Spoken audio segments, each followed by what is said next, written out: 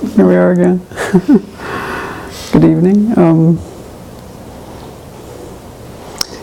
We're going to continue with this quiz on chapter 10, which is refuting a permanent functioning thing, and especially a permanent self.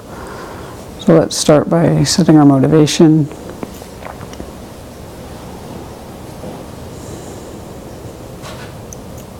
And take a moment to appreciate the wisdom of all the people in the Dharma that came before us to make these teachings available. And even in this present time, to be so available to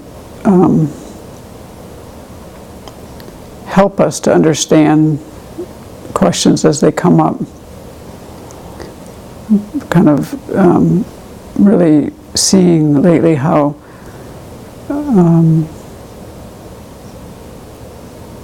people who have studied for many, many years, they're so generous with their time. And so we've been the beneficiary of that. So may we also make good use of our time by trying to use these teachings to actually inform our life, including our daily life, and how we're moving through the world, trying to see how we actually carry these views, these feelings of permanence, and these various distortions in our mind. And to whatever level we can recognize them and work with them and dispel them, we're going to be able to really, I think, be more peaceful and be able to be a benefit much more to those that we're around.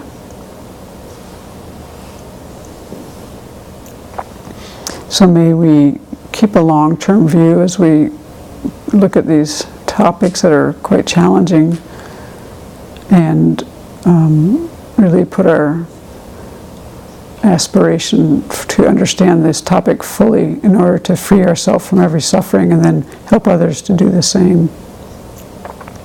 So may that come to pass.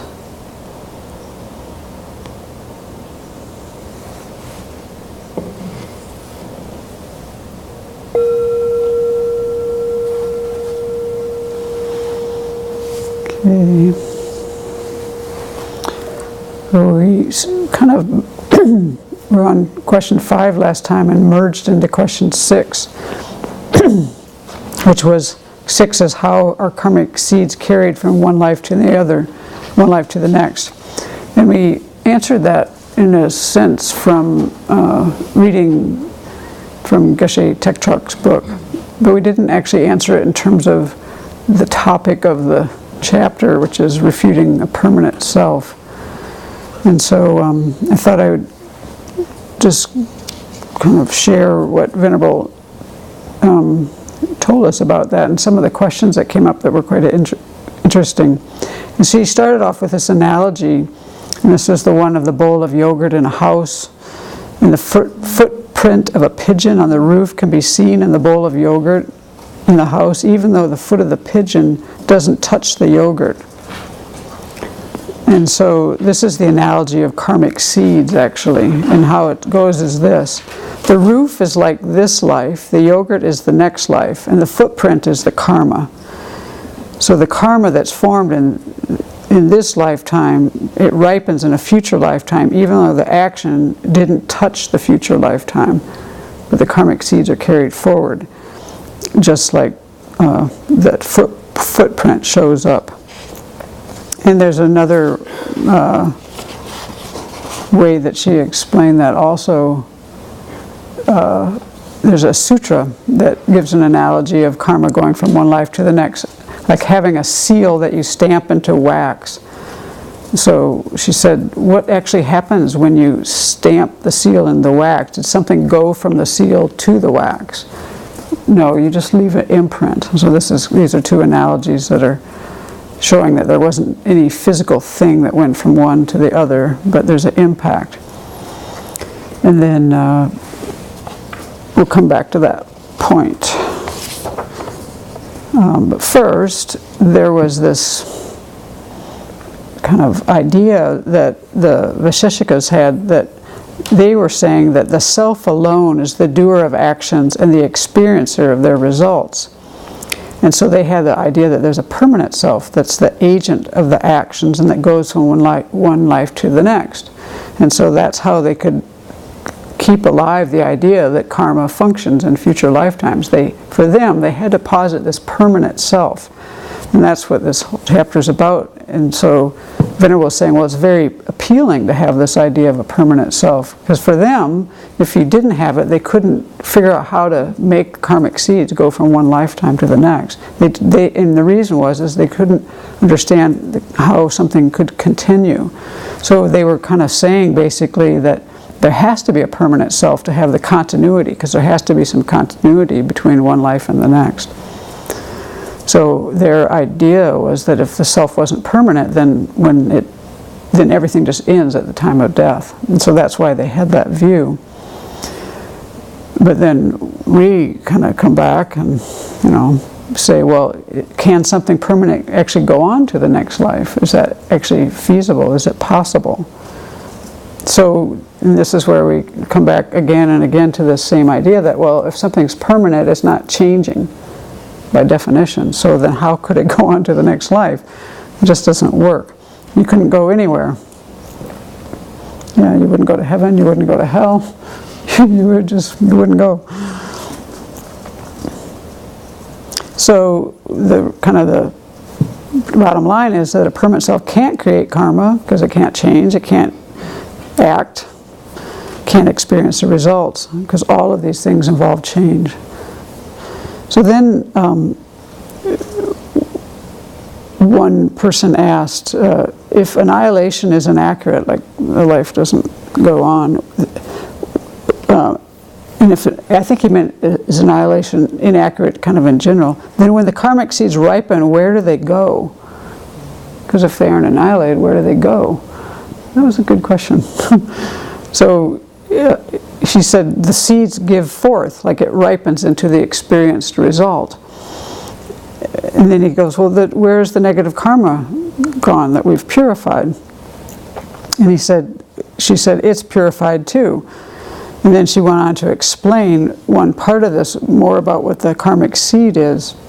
And this is from the Prasangika view, where this idea of the imprint, that we were talking about with the analogies, they use the idea of the jigpa there, which is this having, let's see, what else she's saying it most recently. Having happened? Having ceased. Yeah, we've used the word disintegratedness, having happened. Now in this day it was having ceased. It might be having happened more recently than when she gave this talk. I think Jinpa said that. Yeah, because I think lately, she gave this talk, I think in June. So anyway, that's the basic idea. So other tenet systems posit like the storehouse consciousness, but the Prasangika reject that idea, and this is actually a point from Lama Tsongkhapa, I believe. And he goes back to Chandrakirti to come up with this idea, apparently. So that's essentially what the imprint is, having happened. So I like the way Guy Newland explained this when he was here in a very poetic way. He made us very much realize that the fact that Martin Luther King lived, but now he's dead, there's still like this impact. The having happened of Martin Luther King has an impact. And the way he just presented the whole thing, for me, even when I just think of that, it's like, yeah, there's still quite an impact. There's this kind of playing out of the having happened, in some sense. Okay, so now we're on to number 7. Yeah, sure. Yeah, please. Any comments before we go on? One thing that I think is always a funny problem is calling them seeds to begin with. Mm-hmm. Sends us off down this wrong path. Mm-hmm. So, to even in my my first answer. First of all, they aren't seeds. Yeah, so, okay, let me pick your first point. So Venerable Trini is saying she thinks it sets us down kind of a wrong road to call them karmic seeds, and that is because They're so inherently Yeah, seed, too solid, seeds like too substantial. too substantial. Yeah. So as a beginning teaching, it's a very nice and understandable metaphor. But Yeah. but to try to practice myself to stop using seed and start using imprint or something, so Something that it's else. not so solid. Yeah, that's a good point. Yeah, that's actually one tip that Venerable Chodron gave us from one of her teachers, Maybe Geshe Sonam Rinchen. And I find this to be something to look at. Whenever you're kind of getting stuck in something, try to look how you're seeing something to exist inherently. Look for that, because that's usually often what's going on.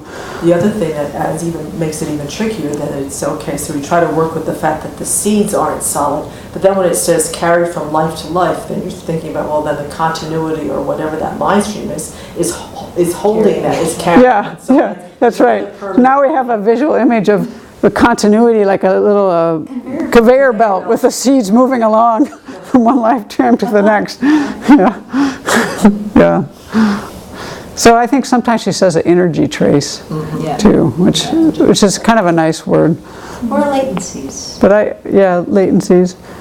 I actually like the having happened. But Zigpa, Z-H-I-G-P-A, is the Tibetan word for that. Question online. Yeah, question. They aren't physical, they are affirming negations, right? Affirming negations. The karmic seeds. I don't think they're a negation. Yeah, I don't think they're a negation. What are you negating? What would you be negating with a latency? Yeah, I don't know. That's my best answer to that, is that I don't think it is. I don't think it is either. Because you're not. Nor are you positive, what was it, a positive negation? Affirming negation. Yeah, I don't see what you would be negating there. So maybe they can write back and say what they see being negated. They just wrote back and said, isn't that what we talked about in chapter 11? Well, what happened? A karmic seed being a... Yeah, I don't know. Well, right back when Venerable Children gets back. Or wait till we get to 11, because, I don't recall that. So, but this stuff I don't recall at the time anyway. I have to really study it later, so could be right. Okay, anything else on question 6? Okay, question 7. Okay, now let's just answer this without thinking about philosophy first. Who moves your body? I do. I do. I do. That's what you think. Who moves your body? If there's no self, who moves your body? I do. I do. That's what we hear from you. Okay. It's funny because I'm so trained in physiology, and I think kind of pictorially. I think about the physiology. And I'm like, who's directing that show in there of all these things that are happening? Because we're trained a lot in the work I was in to understand movement, how movement works from a scientific viewpoint, neurologically and mechanically and physiologically, and muscles and this and that, and the feedback loop that happens for movement to happen. But who's directing that show? Who's starting the process? Yeah, and then, anyone have more to say before I have thought about this one a lot, and I ran into some things that were interesting to me. Because I have the sense, and I had this sense when I was thinking about this, that something had to be pushing it that was material. And then as I read these questions and trying to understand what was based on the teachings, I got pretty confused. I think I could explain it a little bit, but then I ran into something else that was interesting. So, but let's hear your points first. You wanted to say something? Well, first I wanted to just clarify that just because I said there's no permanent self, no self implies that there's no inherently existent self. Okay, so I wanted to first refute that there's no permanent self, because if the self were permanent, it wouldn't be able to move in the first place. Okay, if the self is permanent, it wouldn't be able to move. The body wouldn't Right. have any power, the body wouldn't Yep. be able to move. However, this doesn't mean that because there isn't a permanent self, that there isn't a merely labeled self. There is a self that exists, and so this is my thinking, Yeah. is upon a body and mind that functions as a person. Yep, a self that exists upon a body and mind that functions as a person, a merely labeled self. With the intention of who walks, talks, feels, and experiences. So it's a merely labeled I. Yep, that a moves. merely labeled I with this intention. That's how I see it too. That's what I mean. My short answer was the mental consciousness via the merely labeled I. You know, I don't know if it's a mental consciousness. well, you have an intention. Right. Intention is part of a mental consciousness. Right. But you still need It's not, and the intention isn't the who.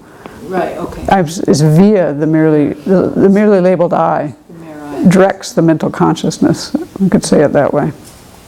That's the, I don't know about directing. I added Yep. something more to that. okay, so we don't think that the self is directed, but the mental consciousness is not directed by the self, is what we're coming up to. And how do you think? I added on the phrase, the merely labeled I that is dependent on the mind and body. Yeah, that always works. The merely labeled I that is dependent on the mind and body, because that's the definition. That's the definition of it. Yeah. Right. Yeah, well actually there is an answer in here that came from the text that it wasn't from this question though, but it seemed to answer it from that viewpoint. And it was this thing, again, back to the yogurt. Because at the end of that verse it says, this is from a different verse, but I think it kind of works. You tell me what you think. There is a bowl of curd in a house. The footprint of a pale-colored pigeon perched on the thick thatch is visible on it, even though the foot has not touched the curd, and so forth. Similarly, all actions and agents are feasible for that which arises dependently. This is kind of what you're saying there. Everything, see, this is the problem here. I find my mind trying to find something inherent, something solid that is making this happen. And I really see that, like there's got to be, what's pushing this whole physiological show? There's something like pushing it, right?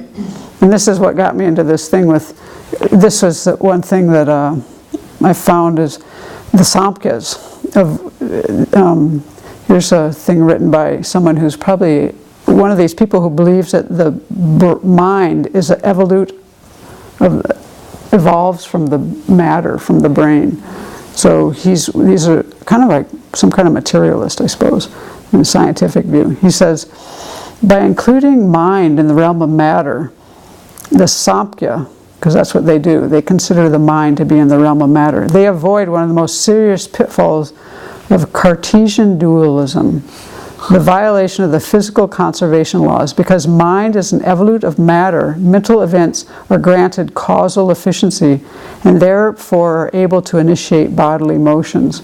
This is exactly what I was thinking about. There's got to be something that's, physical, that's pushing this, that's physical in a sense. And so then I thought, well, what in the heck is Cartesian dualism? I never studied philosophy. And it was interesting to read about this because Descartes actually believed that mind was immaterial, was non-physical. Who knew? I didn't know that. And the way he got about things, how the non-physical mind interacts with the physical body is the point of contention in his thought, according to people. And of course it is. That's what we're all talking about here. And so then this is the viewpoint of the person who wrote this. It's important to remember that for Descartes, and also for the Buddhists, the brain and the mind are not the same thing. The brain serves in part as a connection between the mind and the body, but because it's a physical, changeable thing, it's not the actual mind.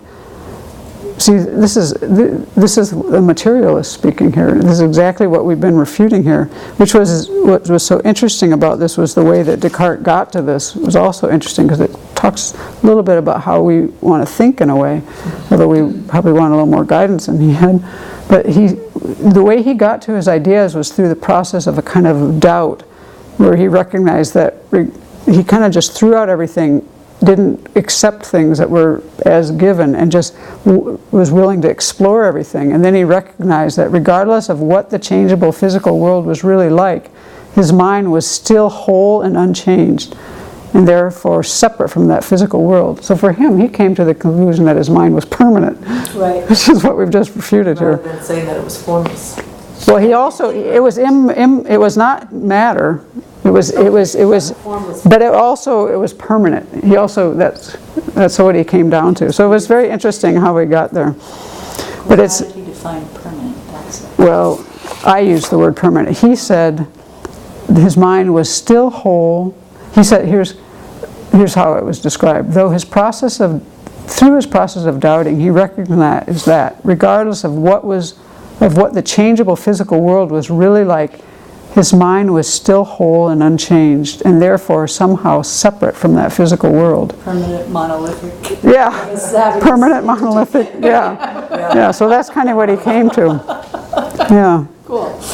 And yeah, so it's interesting. But it was that same kind of issue that comes up, like how do these things really relate to one another? And then actually, this is another thought I had about this, because actually, when you think about the view in Tantra, the physical and the mind are not separate, because the winds are considered to be matter. You understand, right? Well, but the mind rides on the wind. Right. Yeah. So they're inseparable. They're one nature. So then still you have them together. So now I still have that thing that's pushing something. Extreme. Yeah, but still. Anyway. Okay. So I never quite got to the end, but we did figure out that it couldn't be permanent. A permanent self can't move anything. So we did refute most of their ideas. And there is a self that moves the body, but it's not the self that they think. Yeah. Yeah. I think we all came to the same answer. Yeah, but I think it's relational. It's like when there's It's the intent relational. to move, the body responds. So there's this whole process of causality that again comes Right. together. But you can't say intention is driving it, because that also arises out of something. Well, it's not saying it's alone, I mean, intentions of course arise from something. Yeah, it's a process. Yeah, but don't you see how your mind wants to find that thing? That's what I'm aware in this, is like, what is that thing that's pushing this? Who's pulling the levers? Yeah. Yeah, that's kind of what it comes down to, and that's what some of these ideas were about. Right. Okay. So then we move on. Are there any other? Just to summarize a question here, so the answer to that was the conventionally merely labeled self. No. This removes the I, Well, removes the body. yeah. That's what the mere I is. That's what we came. Well, what would you say? The mere I is designated dependent upon the body, dependent on the aggregates. And that's what we came to as the mere I, which is the same as the conventional self or the specific I. But I think we also have to put that it's also that body and mind that merely functions as a person. Yes. I think we have to put the functioning aspect of that. Say that again? Is that there is a self. There is that a exists self. in the merely labeled I, dependence upon the body and mind, that function as the person with intention who walks, talks, feels, experiences. I think we've got to put, on the conventional level, it's got to function. Yeah. So I think just putting in function, I think, is important. Or else you're going to fall into you're going to fall into an inherently existent self again if you don't put the functioning aspect of this intention with the body and mind. The self that is imputed independence on body and mind functioning as a person. Functioning as a person. Say that again, what you mean? The self that is imputed independence on the body and mind that functions as the person. I don't see that as necessary at all, because self and person are the same thing. Well, you have to be clear that you're not talking about, because then we're going to fall into, again, the permanent self again. No, you've just already defined that by saying a merely labeled. Yeah. Well, merely labeled doesn't.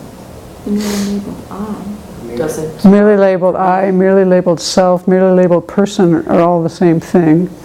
And the way we use that terminology, merely, the way we use that word in this context is you've gotten rid of an inherently existent or truly existent with all I that. don't know, I would personally. Anyway, so her definition has merely labeled self that's based, that arises in dependence upon the body and mind. Imputed independence. There's imputed independence on the body and mind that Functions functions. as a person That functions. with intention. Merely labeled and imputed are the same. I think we're mixing words here. Yeah. But what you said is it Arises. out. Yeah, I think that's fine. Arises to me implies that it actually is a phenomenon that is existing as opposed to being imputed or being labeled. Oh, okay, well, okay. I think his answer was fine, but one person here would add, but functions as a self to that. Functions as a person. But functions as a person. That's okay. Anything else on that one? I think we're mincing words. Oh, okay, we'll go on to the next one then. Okay, so how do you account for memory of previous lives if there's no soul or permanent self that goes from one life to the next? If the person with your present name and aggregates dies, who is reborn? What is the link between that person and the you of today? And can the brain remember previous lives? Okay, so let's start with the first one kind of. How do you account for memory of previous lives if there's no soul or permanent self that goes from one life to the next?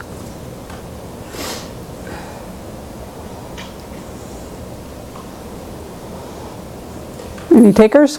First of all, permanent soul isn't needed to have memory. In fact, if there was a permanent self, it would be unchanging, so it couldn't be reborn. Okay, so a permanent self really wouldn't work for this because it wouldn't change, it wouldn't be reborn. It had a memory, it would only have a memory of one thing, or it would remember it endlessly. Yeah, it would have a memory of one thing or remember it endlessly. Either that or have no memory at all. Yeah, no memory at all.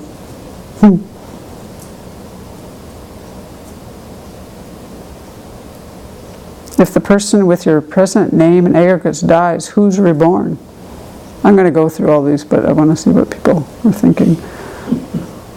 Okay, so what I have here, what the Venerable said, is that we say the self of this life is not the self of the next life. The self of this life isn't the self of the next life. Because it's imputed on the aggregates of this life. Because it's imputed on the aggregates of this And life. the self of the next life will be imputed on the aggregates of that life. So all are different aggregates, but they're not inherently different because they're continuity from one self to the next. That there is a continuity, but we are in what we call, this is where we get into the General I and the specific I. Yeah, this is the general I and the specific I, which we'll explain. So we would say the answer would be the general I. That Shakyamuni Buddha was not the elephant in a previous life, but the continuity of mind was present in the aggregates of a different self that was the elephant. So Right. that's where we get into the specific I. Yep. And then what's the link between that person and the you of today? The continuity of consciousness. So the link is the continuity of consciousness. I would say the general I is the link. But I think I got this from the text, but the continuity of consciousness is what exactly, I mean, it's what makes the me today is a continuity of the consciousness of who I was when I was 16. Right. It's the same continuity, one moment I generated. think that was the point that I read last week, that it relies on the mental consciousness.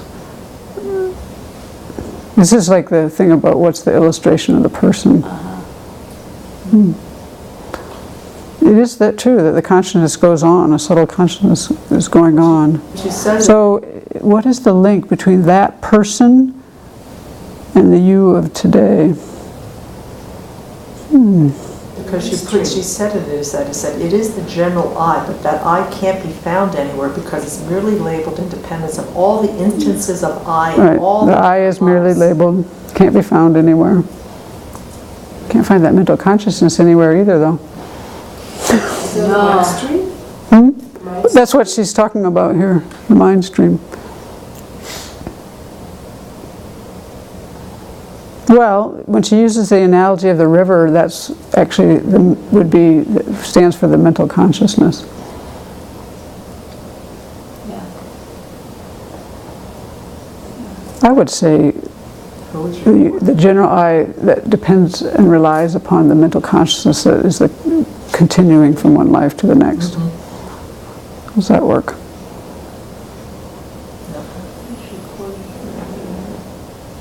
But it still can't be found anywhere because it's merely labeled in dependence on all the instances of I and all the different Right. lives. Yeah, that's the That definition of the label general I. there. Yeah.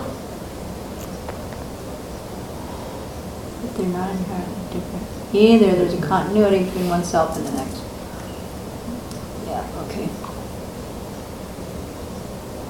Okay. A new book I read. Yeah. It's through the continuity of the stream of mind that memories, habits, karmic energy, and so forth are preserved. So the continuity of the stream of mind that memory, habits, and so forth are Energy and so forth are preserved. preserved. Continuity of consciousness. Okay. River. A river. Okay, so in our text here, they had these verses that are, again, we're thinking about this in terms of a permanent self, and so they had one verse that was, the point of it was to help us to see that memory of past rebirths is not suitable as a proof of a permanent self. So there were someone who was asserting that the self is permanent because there's memory of previous lives, and that memory of other lives wouldn't be feasible for something that was impermanent, because they thought it would disintegrate as soon as it, this is the problem when something impermanent ended, it just disintegrated for them, so they had to have a permanent self. And they had a lot of funny views. They were the ones who talked about a birthmark being kind of proving that you had this permanency. Yeah, just a lot of funny views going on there. Yeah, so they're actually saying because the person is permanent, there's memory of previous lives. That was their idea. And they didn't think that impermanent life could remember what happened in a previous life because it wouldn't be around because it's disintegrating in the next moment. So when it disintegrates, it was like non-existent. They couldn't posit any kind of continuity. Within the disintegration. Yeah, that was their problem there. Can the brain remember previous lives? Let's see. And then Aryadeva says, according to us, the object of the thought I is coextensive with both the self of the past and of this life. Since it's merely imputed, memory of past rebirths is feasible. That's how he sees it. The object of the thought I is coextensive. To me, that doesn't say enough for me to understand it. Maybe someone else does. Here, let me read it again. It's from, I think that was from verse 232. Yeah, this is the one with the bowl of curd. That's where it came from, I think. Yeah, so according to us, the object of the thought I is coextensive with both the self of the past life and of this life. Since it's merely imputed, memory of past rebirths is feasible. Well, yeah. It's a generality, not something that's... So here's what she said about it. Here's how Venerable Chodron explained that part. She said that the Prasangikas say that the thought I is coextensive with both the self of the past and the self of this life and the self of the future. And she explained that as being the object of the self that is the object of the conception I is a generality. It's not something that has a fixed identity that exists with its own nature. It's just a generality that includes all the different selves. So here she's saying the self that is the object of the conception I is a generality. Right. So I think, I don't know, that's a hard question to say between the two. You know where I'm going? I'll finish what she said here. Let's see, which Venerable Simke had said, but I didn't repeat all of it. And none of, because I can't remember that much in one time. Let's see, it's just a generality that includes all the different selves from all the different lives in all the different moments that we exist. So this is this general I. And none of these selves exist with their own entity either, because if they did, you would have multiple selves. And that doesn't make any sense. Right. So even though we say that the self of this life is not the self of the next life, because the self of this life is imputed in dependence upon the aggregates of this life, the self of the next life is imputed in dependence on those aggregates, the aggregates of the next life. The self of our previous life is imputed in dependence on the mind and body from that life. So you have these three selves, but they're not the same because they're imputed upon different aggregates. They're not inherently existent either because there's a continuity from one self to the next self. Not inherently different, sorry. Yeah, so they're not, thank you, they're not inherently different either because there's this continuity from one self to the next self. So she verses it in terms of the self. So I think about it in terms from the side of the subject. Mm-hmm. I mean, how funny that is, you know? Like, I think I'm I. Mm-hmm. And when I'm dying, I'll think I'm I. And when I'm in the bardo, I'll think I'm I. And when I'm reborn, hopefully not in a bug body, but I'll think I'm I. Right. I mean, so from this Yeah. side. And that's why Descartes got to where he was, because he was always thinking, and so that thinking seemed so permanent to him. It'll be So I actually, what I was thinking, I had to say like knowing was always there, you know. See, the thing that it is that it's I, but what we're labeling the I. See, we haven't, with the different Yeah. aggregates, we just we think that I is the same one, when in fact, what's being labeled Right. I is like. And it drives us crazy because we're still trying to find something there. That's why so let's read what Kinzer Jumpatek showed, how he explained the general and the specific I, because this was, very well written. Yeah. So he says, when we speak of the person, we talk about the general I and the specific I. When we say this person is what goes from life to life, we are referring to the general person or the general I. This is the person, I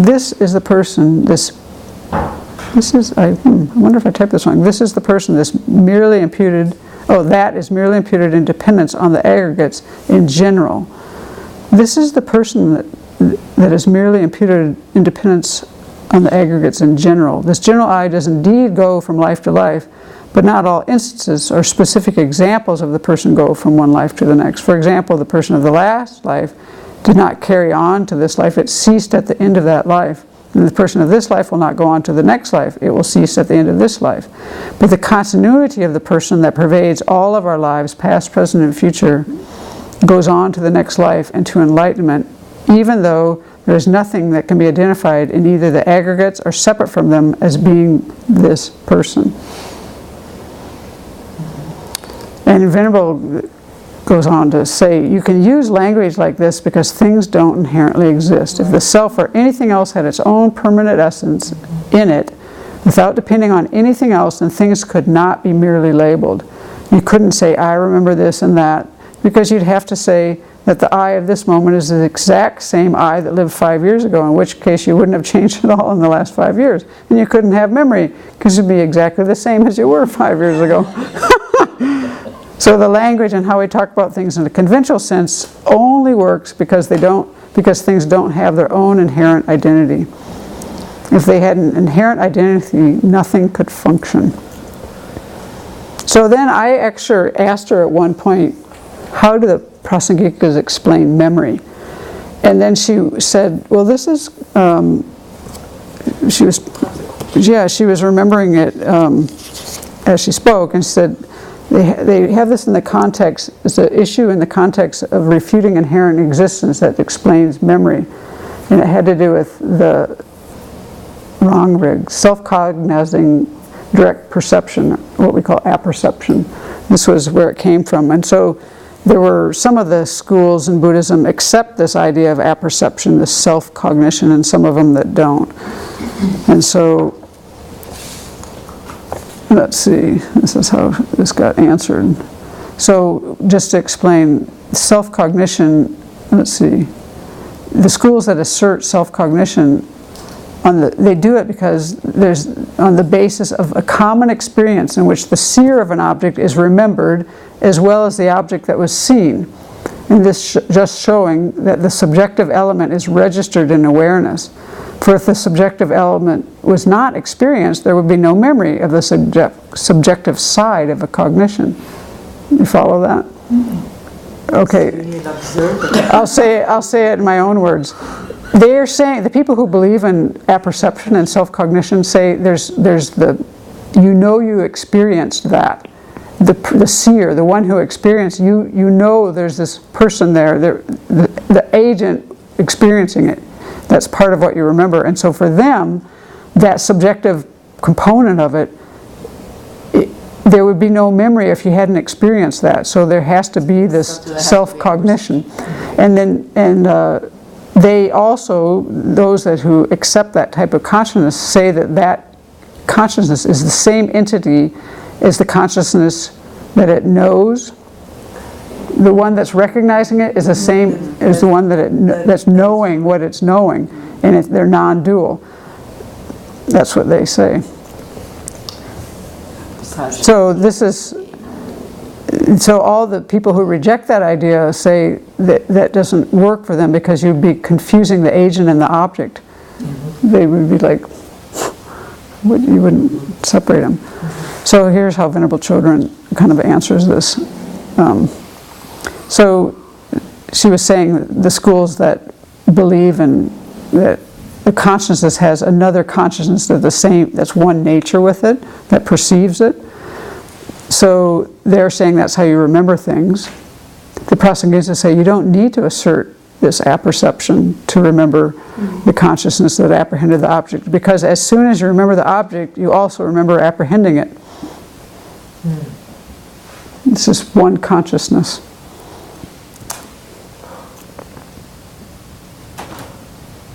And then she went on to say you can't remember an object without knowing that you apprehended it in the past. So they're No just different consciousnesses there. yeah, not one. It's not just like that example of the knife can't cut itself. Is that what they always say for that one consciousness watching another one? They don't see that's possible. So yeah, and then for past lives, that kind of question came up, and she answered that in terms of. So then the question was, well, how would that work for memory of past lives? And this is where she explained again the having happened. This was later in the year, so it was having happened, the zigpa. So she said, so the question was, how does that work for memory of past lives? And she said, I think they would say that because there are seeds planted in the consciousness, or again, Prasangikas have this thing called the having happened of something, so that continuity of a consciousness that apprehended something in the past, when that consciousness has a continuity, so it can remember. So there's like some seed, or there would have to be some kind of having happened that enables you to remember something from the past. And she said, and I remember asking this, it seems like it wouldn't make any difference if it was this life or a previous life, and she said, not really. And then she went into this thing about the brain, which is like, what do you guys think? We didn't really talk about that yet.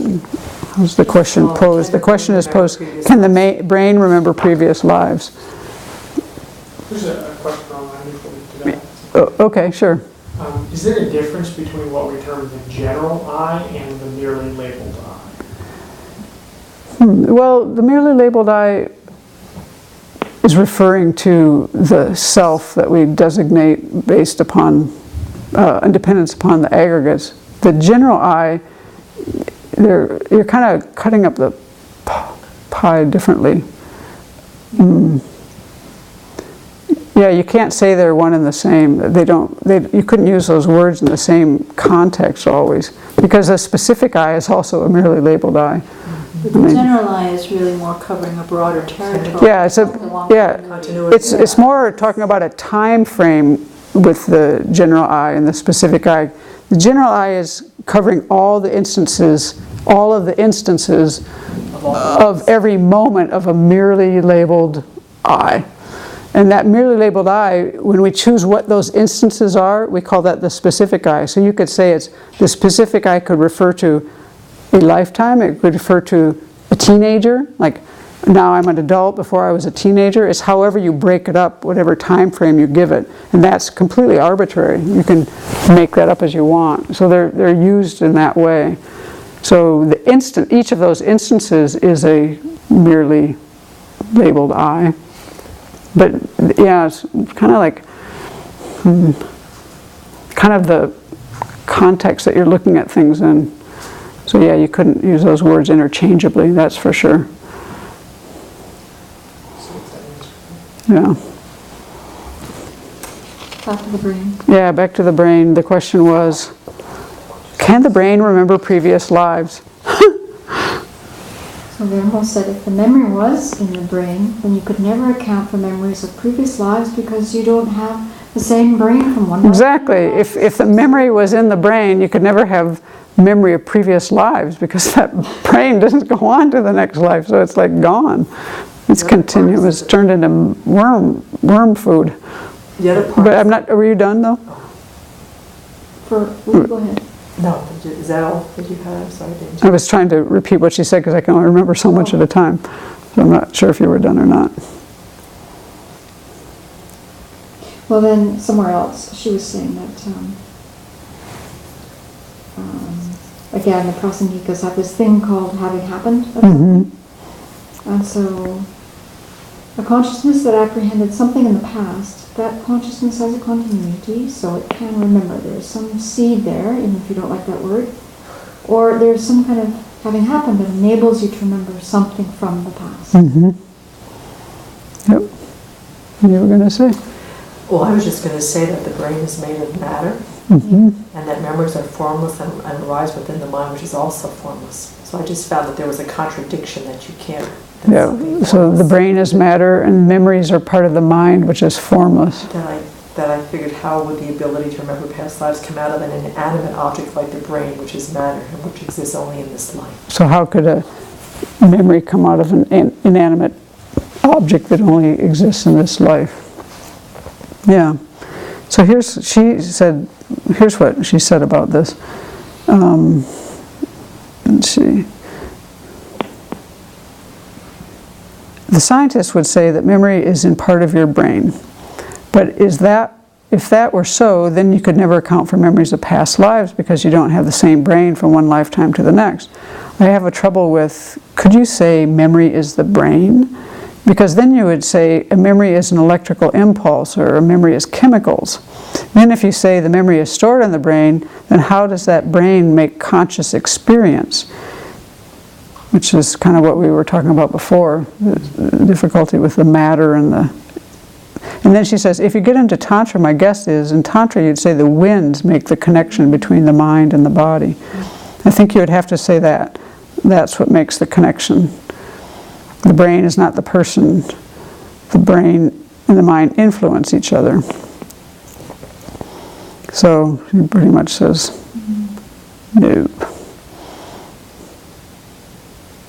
But she explains the connection between the body and the mind there, which is kind of like one of the crucial questions that we have bumped into. Let's see. Tantra is the only place where it is explained, isn't it? Yeah, I think that's the only highest class Tantra, according to His Holiness, is the only place, if I understood him right, that explains that. Right. Seems Although, yeah. Anything else on that one? Can we remember what we said 10 minutes ago? Oh, maybe not without the notes. Oh, we have video cameras. Yeah, actually, yeah. Okay, so number 9. Is your mind permanent? Why or why not? Is your mind you? Why or why not? Okay, anyone want to take a stab at it? Well, I put, is your mind permanent? No. No, mine's not permanent. Why or why not? Because mind by its nature is impermanent, changing moment by moment. Mine Exists. changing moment by moment. It exists, once again, by being merely labeled on a continuity of moments of consciousness. It exists on being merely labeled on a continuity of moments of consciousness. And a mind's function is to cognize, which requires change. And a mind's function is to cognize, which requires change. The mind would not think, feel, create, or understand if it were impermanent, because being impermanent implies it doesn't change. Yeah, so a mind couldn't think, feel, or do anything if it was permanent, because it wouldn't be changing. So, is your mind you? No. Why or why not? When it was me, I could discard my body and I would be across the room. If my mind was me, I could discard my body and I'd be across the room. That's good. Or the old one, the one that Venerable uses, that if I was my mind, I'd be saying my mind is walking, my mind is sleeping. And if I was my mind, I would say my mind is walking, my mind is sleeping. If I were my mind, which moment of mine would I pick? If I were my mind, which moment of mine would I pick? How about the present moment? Oops, gone. Yeah. So you'd have a lot of present moments, so you'd have a lot of me's. Maybe. Okay, so this comes in the verses that are trying to refute this self that the Samkhya's. They assert a permanent conscious self. So they, let's see. Yeah, that's their thing, because they had, anyway, a permanent conscious self. So then the verse is 235, and it says, if consciousness is permanent, an agent or a person, is superfluous. If fire is permanent, fuel is unnecessary. So it was the idea that we've said here, that if you wouldn't need, if your consciousness was permanent, then you wouldn't need a self to apprehend anything. You wouldn't need sense organs. The consciousness would either always apprehend the same thing, or it wouldn't apprehend anything at all. This is the problem. Whenever you say that something exists by its own entity, it means it always has to be that way, or it can't ever be that way. So then the Samkhya's have said, but if the self were like you, the Vaisheshikas think, then these inconsistencies apply. But we say that the person's nature is to be conscious, so there's not this problem. You can have a conscious, permanent self. And so the Samkhya's talk about these 25 categories of phenomena, 24 are matter, and the 25th is the knower, the person, the self. And they say that the person experiences objects that the intellect makes it crave. And the intellect is just one of those permanent things. So let's see.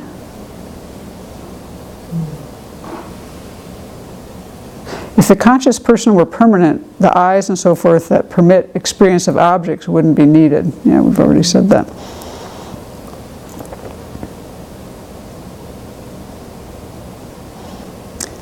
So this is the, let's see. I think we've already said that. Sometimes these things are repeated a lot. You can understand the thing with how that relates to the fuel. If a fire is permanent, you don't need to add fuel. It would just keep burning. Yeah, but that isn't the case, because we don't experience one thing forever and ever. What we call the I changes. So then they go, okay, well, let's see. I think I was going to skip that verse.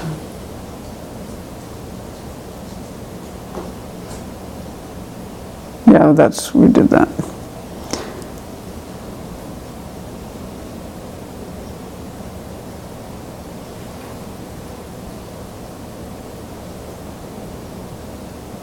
Yeah, I think that we answered that too. Okay.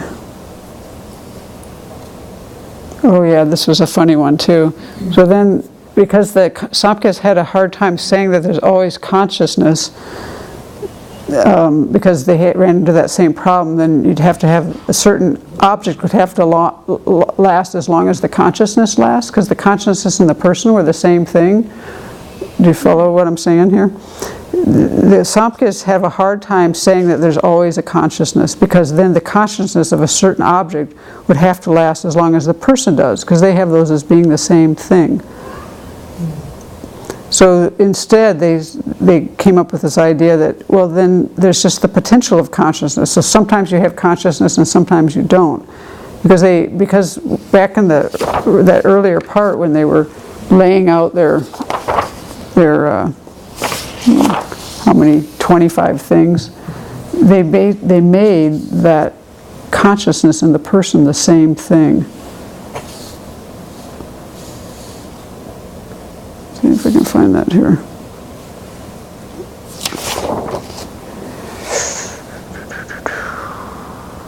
Yeah. 25 categories of phenomena, 24 are matter, the 25th is the knower or the person or the self. See, they made the knower, the consciousness, the same as the self. So that led them into this thing of then when you were conscious of an object, you'd always have to be conscious of it because the person was always there, because the consciousness and the person were the same thing. So then they said, well, no, it's not really like that. It's like sometimes there's just a potential consciousness and sometimes there's a consciousness. So, I don't know, it just got kind of crazy there. So then what the response to that was then according to you, when objects aren't being experienced, there's the potential of consciousness, and when they are being experienced, the consciousness exists. In that case, it's like molten iron that later becomes a solid mass. The potential for consciousness becomes consciousness itself. Therefore, because you say that the person and the consciousness are one entity, then the person must change. See what they're saying there? First, they're saying that the consciousness sometimes is there and sometimes it's a potential. So they're saying the consciousness change, and the consciousness and the person are one entity, but the person is permanent. So now they're in a quandary because now they've got this impermanent consciousness and a permanent person, but they're the same thing. So okay, they got refuted on that.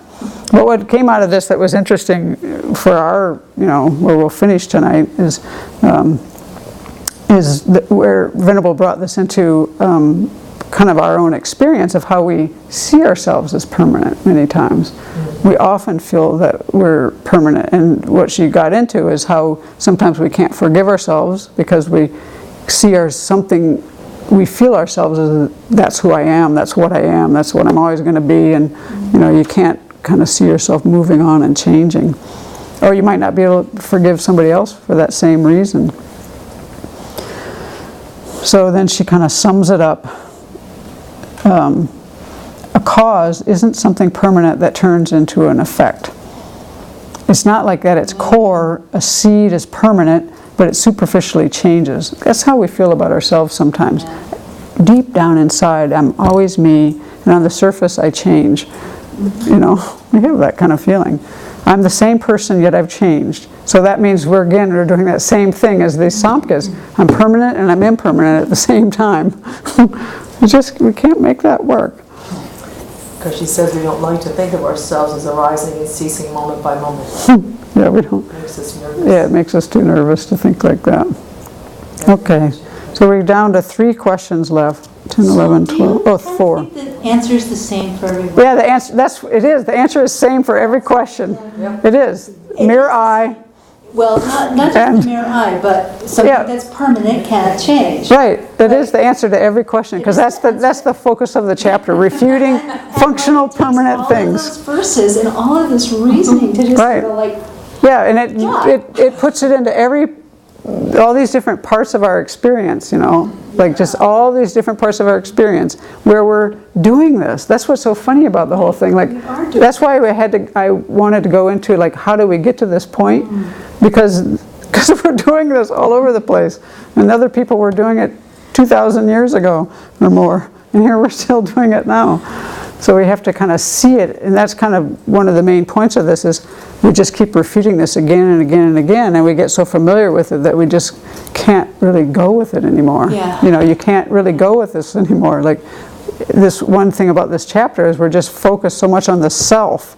Next chapter is going to be time, which I think was really hard but lively.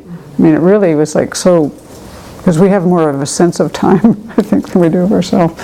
But anyway, yeah, we're all over the place with this permanence. It's a distortion. Okay, so that was fun. We'll finish next week. Probably take the whole time, but if not, do look at the next quiz just in case. But probably got enough. That was fun. Thank you for your participation.